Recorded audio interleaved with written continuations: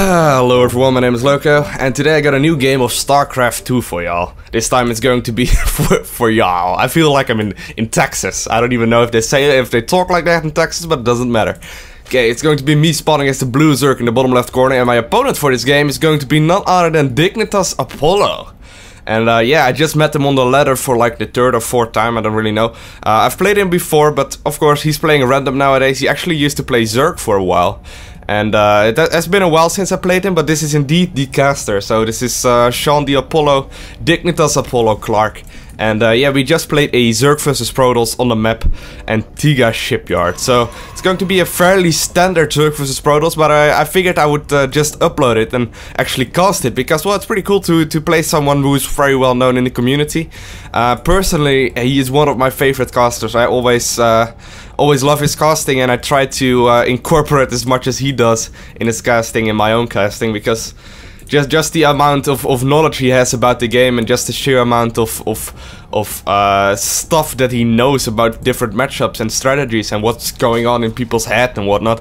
I really like that sort of thing, and I try to do that as much as I can. So for me, I'm just going to open up with the Stephano Zerg vs Protoss opener that we have talked about in a build order guide. I'm going to open up with a 14 spawning pool right here, going to follow it up with a 15 hatchery, a quick third base, as well as a 6-minute gas geysers, which is going to give me just a little bit of a standard opener versus Zerg, versus Protoss rather, nowadays, as a Zerg player. Of course, on the other side of the map we see Apollo pretty much opening up standard as well.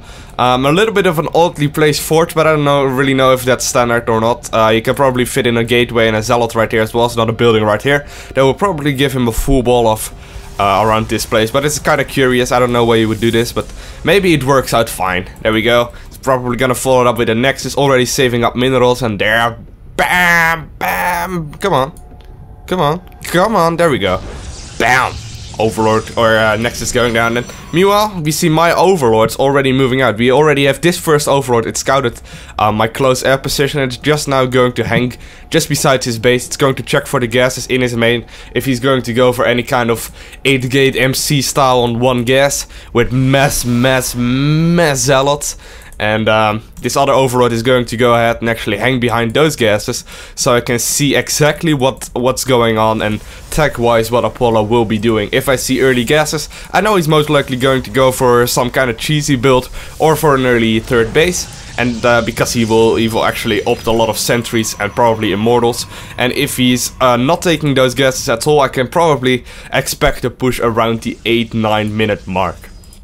So right now on the other side of the map we see me going on and actually continuing with the expand build. I'm just gonna go ahead and actually get more queens up. Already having one queen here. Already having max saturation in my main. Well, I need one more actually, and I got the third base going up as well. Having a overlord at each base just to, well, I had an overlord here earlier, but I have an overlord at my third base just to prevent any kind of cannon rushing. I've actually been losing games because of this, because somehow, some way the Protoss manages to sneak in a probe like right in this corner right here, and they actually start cannon rushing from here, or they actually sneak it around the back right here and actually make it behind those minerals, because then the surface area is so small that I can't really hit it at all with circling. So I'm having a overlord right now at the third base, really useful, at least in my opinion. I'm actually going to go ahead and send this overlord a little bit later right here. This is a very popular pylon or proxy pylon spot for the Protoss player. It's either up here or maybe right up here, so they can warp in on the low ground. But gonna have my overlord up there later. So right now both overlords are in position. I scouted his main. I saw the gases going up right here, so I know there's nothing special going on.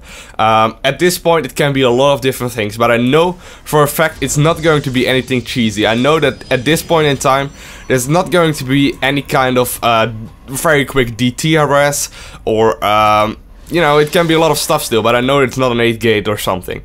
So yeah, going to have to keep checking with this overlord for those gases. Of course, this is the most important indicator that I can have, because I can't really run up this hill anymore because of the photon cannon as well as the zealot. And yeah, just getting really tough. So right here we see him pushing out with a little bit of a zealot. I, however, almost have my queen finished at this third base. It lines up pretty nicely. And he's going to go ahead and actually snipe a drone or two right here. That's just terrible by me. I should not have allowed that, that's all. It's completely unnecessary. I could have just killed off this zealot basically for free. Of course, I had to make a few extra Zerglings, but that's not really the biggest deal. And he actually gets the second drone as well. So that's pretty bad by me. However, it's not the biggest of losses, I gotta say. And at this point in time, I see the third and fourth gas being up. So at this point in time, I know it's not going to be any kind of cheesy stuff. So what I'm doing is actually getting the lair up before the Zergling speed. Right now I'm going to start my Zergling speed. And I'm also getting the Roach Warren as well as the Evolution Chamber. And as soon as my lair finishes, like Stephano, I'm going to go ahead and actually get another gas at my natural, as well as another gas at my third, as well as a macro hatchery here relatively soon, because well, that's just going to give me such a big income. And what I want to be doing is actually go for mass ling roach with upgrades. So as soon as my speed roach finishes, as well as Zergling speed, I'm going to go ahead and push out. And if he's taking a third base, I know for a fact I'm going to be able to kill him if I micro like Stephano does. And let's face it, I'm not even closely as good as him, but I know I got a chance, and I think it's one of the best ways to practice this kind of style. So right now I just see him playing so incredibly passive. I actually walked up this ramp earlier and saw that there was no upgrade started at the early part of the game, and really there was not much going on at this side of the map. And even though he just took those third and fourth gas, at this point in time I suspect him to go for a quick third base. As you can see, I have Zerglings right here at his front. I have a Zergling at his main, or at his third base, to check out if what's going on. And at this point in time, let's actually pause the game really quickly and go to my cam. I wonder what I did at this point. Let's actually check it out. Right now I see everything going up and I know what's going on. I know at this point in time that I have to go ahead and kill him. I know for a fact that I can pull off a lot of Overlords, as you can see, already making 6 more Overlords when I saw that moving out. And right now I see this army right here, and this is Immortal Sentry. I saw him moving up this ramp, so I can know pretty much 90% sure that he went for this third Nexus, even though I didn't see it. Sentry Immortal, the most standard composition if you want to go for a third base. Him moving up that ramp for with a probe, that's just too obvious. So what I'm going to do is actually mass roach right now. My +1 attack is about to finish on my evolution chamber, as well as roach speed in my roach warren. And what I'm going to do is just move out with this big army. Right now I'm going to be able to max out relatively quickly. Already at 10 minutes and 20 seconds I'm already 140 supply at this point in time. +1 about to finish, roach speed already finished, and this is the point in time that I start pushing. What you first of all want to do on this map, if you don't have a big army just yet, because you're a producing army, you just want to kill off those rocks and poke up a little bit up this ramp, just to let him know that you've downed those rocks, and just to put the pressure on him, to let him know that you can go for not only attack through those pads, but you can always also move up this ramp. So at this point in time I don't want to be stuck by sentries at all, and I see him moving up right there. I'm a little bit scared and I'm not going to do it. So as you can see, he was already microing those immortals around. And here we go. I'm going to go in and try to snipe off as much as I can. He actually misses the force field. He gets them a little bit late, and I managed to snipe off one immortal already. Second immortal going down, as well as a few sentries if I can. And I'm just going to actually try and walk in more and more roaches at this point in time. If you look at the production tab, +2 attack going up, as well as more roaches and more links. And I should have moved back right now. I should move back from him moving into this corner, but right now doesn't really matter, and he GG's. So there we go. I pretty much executed a pretty nice Stephano build style. Probably would have maxed out around the 11 and 45-ish second mark, because I messed up with my macro actually a little tiny bit, but it wouldn't have really mattered. Because as you can see, for a Protoss player, this is a really tough way to actually play this matchup.